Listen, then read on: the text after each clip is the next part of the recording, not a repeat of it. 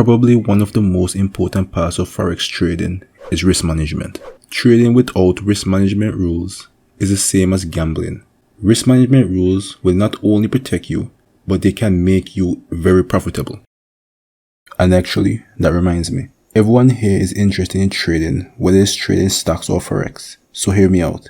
If you're looking to start trading or already trading with little to no success, you should remember to trade with a regulated broker. They are bound by the law to offer complete transparency, so you know what's happening to your money. They also give risk warnings and fraud protection.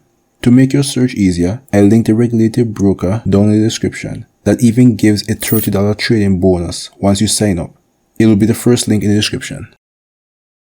I always preach as a Forex trader that you should risk no more than 2% of your total account size on any individual trade. So let's say, for example, your account size is $10,000. You should risk no more than $200 per trade. If it's $1,000, then you should risk no more than $20 per trade, and so on. Just because 2% is the maximum, that does not mean that you have to trade 2%. As a trader, I only risk 1% of my account just to be extra safe. But as a professional trader, even when risking 1%, I'm able to profit as much as 30% of my account every month. When trading, my stop loss is always 30 pips for any currency pair, and my take profit is always 100 pips unless I decide to trade at a 1-to-2 risk to reward ratio.